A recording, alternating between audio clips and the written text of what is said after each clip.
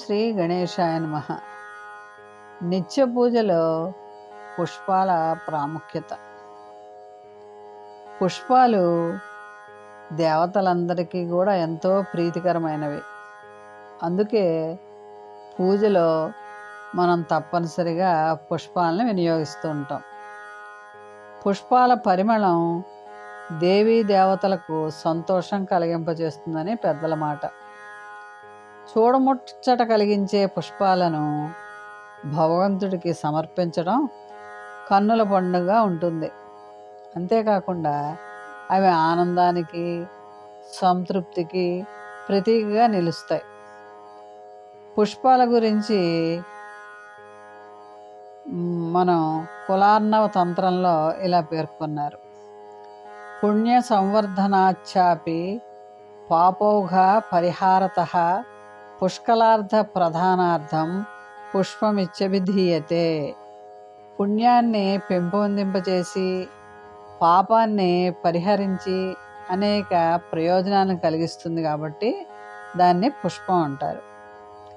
ఇక శారదా తిలకం అనే గ్రంథంలో దైవస్య మస్తకం కుర్యాత్ కుస్తుమోపహితం సదా అని చెప్తోంది. అంటే దేవుని శిరస్సును సదా పుష్పాలతో అలంకరించాలన్నమాట.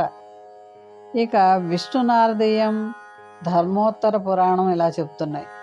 బంగారం కానీ రత్నాలు కానీ సమర్పించినప్పటికన్నా పుష్పాలు సమర్పించినప్పుడు దేవతలు ఎంతో సంతృష్టి చెందుతారు. మంచి సువాసన గల పుష్పాలను గనక మనం పూజలో వినియోగిస్తే మంచి ఆలోచనలు, మంచి కోరికలు కలుగుతాయి. అలాగే కొన్ని పూలు పూజ చేస్తే మనకి ఓర్పు, సహనం, శాంతి కలుగుతాయి. అందుకనే మనం పుష్పాలని పూజలో వినియోగిస్తే మనం మనసు ప్రశాంతంగా ఉంటుంది.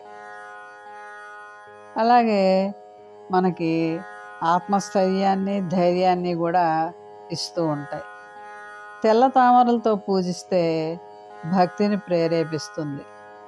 తులసి దళాలతో పూజ చేస్తే భక్తి పెంపొందుతుంది, ఆధ్యాత్మ మార్గం చూపుతుంది. గన్నేరు, జీవంతి పుష్పాలతో పూజ చేయడం వల్ల దైవం మీద భక్తి పెరుగుతుంది, ముక్తి కలుగుతుంది. ధవనంతో పూజ చేస్తామనుకోండి, వ్యర్థమైన కోరికలను అణిచేసి సంతోషకరమైన జీవనాన్ని ప్రసాదిస్తుంది. మల్లెపూలతో పూజ చేస్తే పాప ప్రక్షాళన చేస్తుంది, బుద్ధిని నిష్కలంగా ఉంచుతుంది. అంతేకాకుండా సంపెంగ పూలతో పూజ చేయడం వల్ల అన్ని రంగాలలో అభివృద్ధి చేకూరుతుంది. నాగలింగ పుష్పాలతో పూజ చేయడం వల్ల ఆర్థిక పరిస్థితి మెరుగుతుంది. ఎర్రమల్లి పుష్పాలతో పూజ చేస్తే సకల సంపదలకు అధిదేవత అయిన శ్రీ మహాలక్ష్మి కటాక్షం సిద్ధిస్తుంది. తామర, శంకు పుష్పాలతో పూజ చేస్తే అష్టైశ్వర్యాలు కలుగుతాయి. మారేడు దళాలతో పూజ చేయడం వల్ల జ్ఞానైశ్వర్యం కలుగుతుంది, ముక్తి కలుగుతుంది. కాబట్టి పూజలో తప్పనిసరిగా పుష్పాలని ఉపయోగించి పూజ చేస్తూ ఉండాలి. మనం పూజ చేసేటప్పుడు పురుషులైతే తప్పకుండా తలస్నానం చేసి పూజ చేయాలి. స్త్రీలు కంఠం వరకు స్నానం చేస్తే సరిపోతుంది.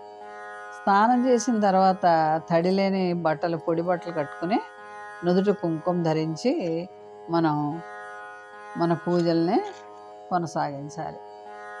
పూజా గదికి వెళ్ళి ముందు రోజు పెట్టిన గంధం, పువ్వులు తీసేయాలి. దీపం వెలిగించి తిరిగి కొత్తగా దీపారాధన చేసి చందనం, కుంకుమ పెట్టి పుష్పాలు సమర్పించాలి. తరువాత అగరవత్తి, ధూపం వెలిగించి పాలు, పళ్ళు, ద్రాక్ష మొదలైన నైవేద్యం పెట్టాలి. తరువాత హారతి కర్పూరం వెలిగించి మనం భగవంతుడికి హారతిని ఇవ్వాలి. ఆ ఇచ్చిన హారతిని కళ్ళకద్దుకుని పుష్పాలు తీసుకుని మనం పుష్పాంజలి సమర్పించి నమస్కారం చెయ్యాలి.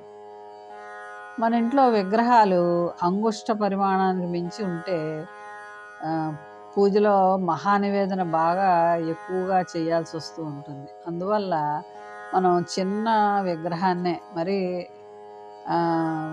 పెద్ద విగ్రహాలను పెట్టి పూజ చేస్తే నివేదనలు ఎక్కువగా ఉండాల్సి వస్తుందని చిన్న విగ్రహాలను పెట్టుకుని పూజ చేయమంటూ ఉంటారు.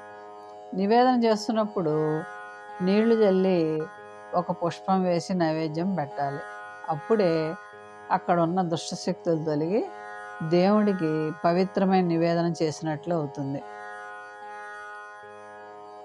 ఆడవారు కాళ్ళకు పసుపు రాసుకుని నుదుట కుంకుమ పెట్టుకుని పూజ చేయాలి. ఎందుకంటే అవి తప్పనిసరిగా స్త్రీలు ధరించవలసినటువంటి విధి విధానం అన్నమాట. పూజ చేసేటప్పుడు ఆసనం వేసుకుని తప్పకుండా పూజ చేయాలి. భగవంతుడి కంటే ఎక్కువ ఎత్తైన ఆసనంలో కూర్చొని పూజ చేయకూడదు. పూజ అనంతరం మనం ఆ ఆసనాన్ని తీసేయాలి, లేకపోతే ఆసనాన్ని దాటకూడదని మన పెద్దలు చెప్తూ ఉంటారు. కలువ పువ్వు శ్రీ మహాలక్ష్మి నివాసం కాబట్టి కలువ పువ్వు లక్ష్మీదేవి పూజలో ఉపయోగించాలి. అవిసె పువ్వుకి అగస్త్య నక్షత్రానికి సంబంధం ఉంది. ఈ పువ్వును పశ్చిమ భాగంలో పెంచితే దుష్టశక్తులు ఇంట్లోకి రావు. పారిజాత పువ్వులు శ్రీకృష్ణ పరమాత్మకి చాలా ఇష్టం కాబట్టి, అంటే దాన్ని సత్యభామ కోరిక మీదకి భూమి మీద తెచ్చినటువంటి అద్భుతమైన పువ్వు కాబట్టి ఆ పారిజాతం పూలతో కింద రాలినటువంటి పువ్వుల్ని ఏరి భగవంతునికి అర్పించాలి. శ్రీచక్రం పైన ఈ పారిజాత పూలు జల్లి పూజిస్తే చక్కని ఫలితం లభిస్తుంది. పారిజాతం పూలు చక్కగా ఉపయోగించాలి. అలాగే సంతానం కలిగించే పువ్వులు కూరదొండ, సంతానాన్ని ఆశించే వాళ్ళు దొండ తీగను పూజిస్తూ ఉంటే కనుక మనం దాంట్లో తప్పకుండా సంతానం కలుగుతూ ఉంటుంది.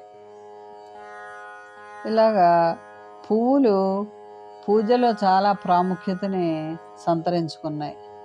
కొద్ది పూలు ఉంటే మన విగ్రహాలకు అలంకరించి కుంకంతో అక్షతలతోటి పూజని చెయ్యాలి.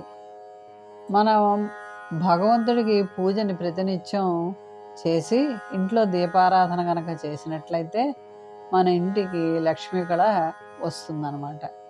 అంటే పూజ చేయడంలో పరమార్థం ఏంటంటే మనకి భగవంతుడు ఉన్నతమైనటువంటి మానవ జన్మనిచ్చాడు. ఆ మానవ జన్మలో మనకు కావలసినవన్నీ కూడా సమకూర్చాడు. అలా ఆయన ఇచ్చిన జన్మని సార్థకతం చేసుకోవడానికి పూజ చేసి ఆయనకి కృతజ్ఞత తెలపడమే పూజ యొక్క పరమార్థం. ప్రతి ఒక్కరూ కూడా నిత్య దీపారాధన చేసి భగవంతుని పూజ చేయాలి. శ్రవణ నక్షత్రంలో తెలుపు, పసుపు, నీలివర్ణం గల పుష్పాలతో ఆ వైకుంఠవాసిని పూజిస్తే తప్పకుండా విజయం, సంపద కలుగుతాయి. కాబట్టి ప్రతి ఒక్కరూ కూడా పూజలో పుష్పాలను ఉపయోగించి పూజించి తప్పక ఆ భగవంతుని యొక్క అనుగ్రహాన్ని పొందుదాం. మోహన్వాణి ఛానల్ వారికి ధన్యవాదాలు. వినండి, వినిపించండి, వింటూనే ఉండండి. ఇంతవరకు మన ఛానల్కి ఎవరైనా సబ్స్క్రైబ్ చేసుకోకపోతే ఇప్పుడే ఈ క్షణమే సబ్స్క్రైబ్ చేసుకుని ఆ పక్క నుండి బెల్ బటన్ మ్రోగించి మమ్మల్ని ప్రోత్సహిస్తారని మనస్ఫూర్తిగా కోరుకుంటూ సర్వే జనా సుఖినో భవంతు, లోకా సమస్త సుఖినో భవంతు. ధన్యవాదాలు. స్వస్తి.